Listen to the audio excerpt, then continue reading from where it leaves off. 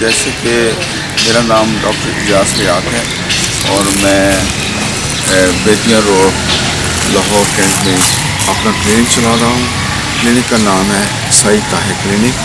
Qualification کے حساب سے میں MBBS MRCP پارٹ 1 PCH اور پوسٹ گریجویشن فیملی میڈیسن میں کی ہے. تو میں آج آپ کو بتاؤں گا ہائی بلڈ پریشر کے بارے میں. ہائی بلڈ پریشر کو ہم سائلنٹ کلر بھی کہتے ہیں.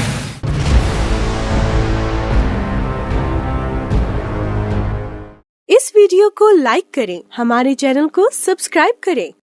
السلام علیکم. آج ہم بات کریں گے ہائی بلڈ پریشر کی کہ ہائی بلڈ پریشر کیا ہوتا ہے، وہ کس چیز کا رسک فیکٹر بنتا ہے، نارمل بلڈ پریشر کیا ہوتا ہے، ایب نارمل بلڈ پریشر کیا ہوتا ہے، اور ایب نارمل بلڈ پریشر ہونے کی صورت میں آپ کو کیا کرنا چاہیے، کیا اس کا علاج ممکن ہے، کیا اس کی دوائیاں ریگولر کھانی چاہیے، کیا اس کی دوائیاں آپ تب کھائیں جب آپ کو محسوس ہو کہ ہائی بلڈ پریشر ہے. آئیے سب چیزیں بار اسٹیپ بائی اسٹیپ ڈسکس کرتے ہیں. سب سے پہلے تو بلڈ پریشر کیا ہے. بلڈ پریشر کا مطلب ہے کہ جب بلڈ جو خون کی نالیوں میں خون کی شریانوں میں سے گزرتا ہے اور جو وہ ریزسٹنس اور پریشر خون کی نالیوں پر ڈالتا ہے اس کو ہم کہتے ہیں بلڈ پریشر. تو یہ جو بلڈ پریشر ہے بہت زیادہ ڈپینڈ کرتا ہے کہ خون کی نالیوں کے سکڑنے کے اور پھیلنے کی صلاحیت پہ، اور خون کے نالیوں کی پھیلنے اور سکڑنے کی صلاحیت آہستہ آہستہ کم ہو جاتی ہے جو ہماری عمر بڑھتی جاتی ہے. اس لیے عام طور پہ ہائی بلڈ پریشر دیکھا گیا ہے 35 سال سے اوپر یا 40 سال کے اوپر. اس سے نیچے بچوں میں بہت کم ہائی بلڈ پریشر کو دیکھا گیا ہے. اب بلڈ پریشر جو نارمل بلڈ پریشر ایک اڈلٹ میں کتنا ہوتا ہے، وہ ہوتا ہے 120/80. اور جو ایب نارمل بلڈ پریشر ہے جس پہ فالج ہونے کا خطرہ ہے یا ہارٹ اٹیک ہونے کا خطرہ ہے، وہ عام طور پہ اسٹڈیز میں دیکھا گیا ہے کہ اوپر والا بلڈ پریشر ہوتا ہے 180 سے اوپر اور نیچے والا ہوتا ہے 120 سے اوپر. اگر آپ کا یہ بلڈ پریشر ہے تو اس کا مطلب ہے کہ آپ فوراً ایکسیڈنٹ ایمرجنسی میں جائیں تاکہ کوئی ہارٹ اٹیک نہ ہو سکے، نہ کوئی فالج ہو سکے. کیونکہ ہائی بلڈ پریشر اگر پرسسٹنٹلی ہائی رہے تو یہ بہت بڑا رسک فیکٹر ہے.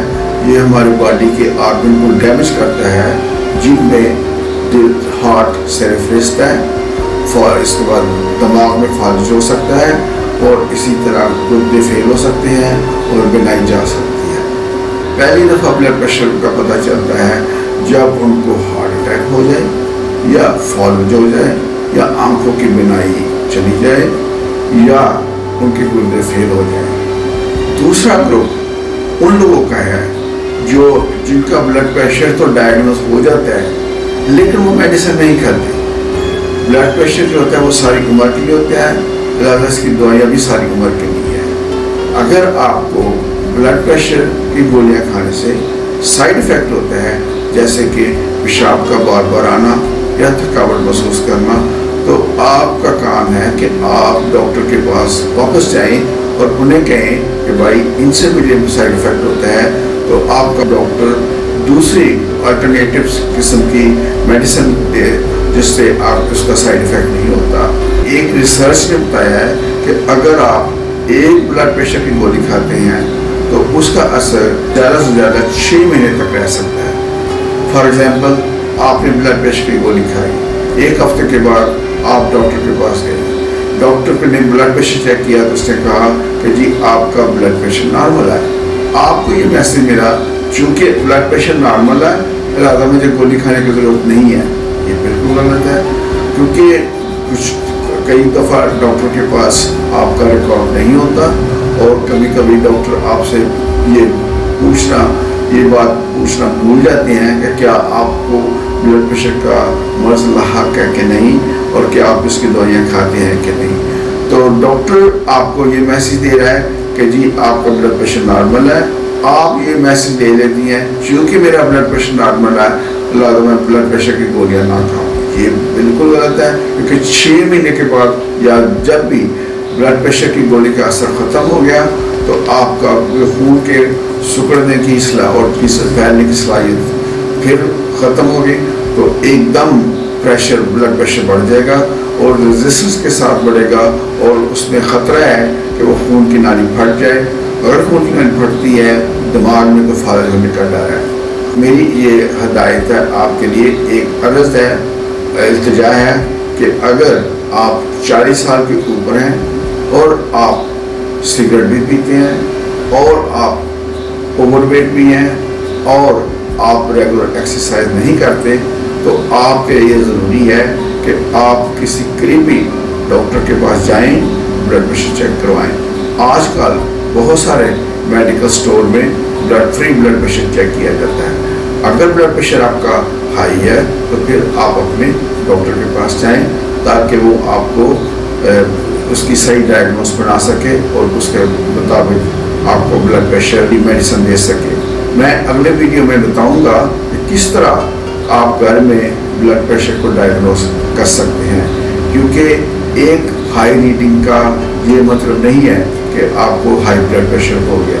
اس کے پیچھے ایک سائنس ہے، اس کے پیچھے ایک اصول ہے، اس کے پیچھے ایک طریقہ ہے کہ بلڈ پریشر کو کیسے ڈائگنوز کیا جاتا ہے. اور جب ایک دفعہ ڈائگنوز بن جائے تو اس کے بعد اس کی دوائیاں لینا ریگولر آپ کا فرض بن جاتا ہے. بلڈ پریشر ایک بہت بڑا ٹاپک ہے، یہ چھوٹا سا ٹاپک نہیں ہے، اس میں کتابیں لکھی گئی ہیں. لہٰذا آپ بلڈ پریشر کو سیریس لیں. اگر آپ کا بلڈ پریشر ہائی ہے تو آپ ضرور میڈیسن کھائیں. اب کچھ لوگ بلڈ پریشر کی میڈیسن کو افورڈ نہیں کر سکتے تو ان کے لیے میں یہ کہوں گا کہ آپ سرکاری اسپتال میں جائیں اور ان سے کہیں کہ ہمارا بلڈ پریشر ڈائگنوز ہوا ہے اور ہم ایک آپ کو بلڈ پریشر کی میڈیسن دیں. اور مجھے پتہ ہے کہ کچھ بہت سارے سرکاری اسپتال آپ کو 3 مہینے کے لیے بلڈ پریشر کی میڈیسن فری آف کاسٹ دے سکتے ہیں. تو میں کہتا ہوں کہ نمک کا استعمال کم کریں تو اس کا یہ مطلب ہرگز نہیں کہ آپ نے جب کھانا بنانا ہے تو اس میں بالکل نمک نہیں ڈالنا. نہیں، اس میں نمک ڈالنا ہے کیونکہ نمک ہماری باڈی کے لیے بہت ضروری ہے. اگر اس میں ہانڈی میں نمک نہیں ڈالیں گے تو آپ کی باڈی میں نمک کی کمی ہو جائے گی. بلڈ پریشر مریضوں کے لیے صرف یہ ہے کہ جب ہانڈیاں میں جب وہ سالن آپ کے ٹیبل پہ آ جاتا ہے تو اس میں ایکسٹرا سالٹ نہ ڈالیں. اس میں ایکسٹرا سالٹ ڈالنے کی ضرورت نہیں ہے، لیکن جتنا ہانڈیاں میں چلا گیا ٹھیک ہے. اس کے بعد آپ سے یہ ایڈوائس ہے کہ لائف سٹائل کو چینج کرنے میں کہ آپ ایکسرسائز کریں. آپ اگر کر سکتے تو روزانہ کریں، ادروائز جو 7 دنوں میں 5 دن ضرور کریں.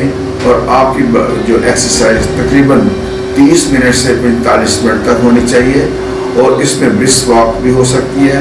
اور یہ ضروری نہیں ہے کہ آپ ایک ہی وقت میں کریں. اس کے لیے آپ صبح بھی کر سکتی ہیں، دوپہر کو بھی کر سکتی ہیں، رات کو بھی کر سکتی ہیں. اور ان کو مختلف سے کر سکتی ہیں، جیسے 5 منٹ صبح کے ٹائم، 10 منٹ دوپہر کے ٹائم اور 10 منٹ رات کے ٹائم. اسی طرح جو لوگ کسی طریقے سے اپنا وزن کم نہیں کر سکتے اور جو لوگ اس قابل نہیں ہیں کہ وہ ایکسرسائز کریں تو ان کے لیے ضروری ہے کہ وہ اپنا بلڈ پریشر ضرور چیک کروائیں اور اس کو سیریس لیں. کیونکہ اس کو ہم کہتے ہیں یہ سائلنٹ کلر ہے. جو بلڈ پریشر ہے اس کے کوئی سمٹم نہیں ہوتی. جبکہ کچھ لوگوں نے مجھے بتایا کہ ان کو سر درد شروع ہو جاتی ہے، ان کے پٹھوں میں تناؤ آ جاتا ہے اور جب بلڈ پریشر چیک کرے واقعی تو بلڈ پریشر ہائی ہوتا ہے. لیکن یہ ضروری نہیں ہے کہ یہ علامت ہر مریض میں پائی ہے. تو اس لیے اگر آپ کا بلڈ پریشر ڈائگنوز ہو جاتا ہے، آپ کا ڈاکٹر اس کو ڈائگنوز کر لیتا ہے اور وہ آپ کو میڈیسن تجویز کرتا ہے. اور میری یہ ہدایت ہے کہ آپ کو میڈیسن جو ہے وہ ریگولر کھانی پڑی چاہیے اور سال میں ایک دفعہ اپنے بلڈ ٹیسٹ کروائیں.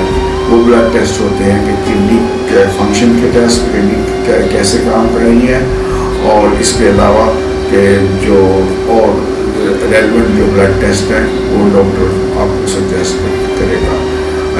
ملتے ہیں ہم اگلے ویڈیو میں, اور اللہ حافظ. اللہ کرنے کے بعد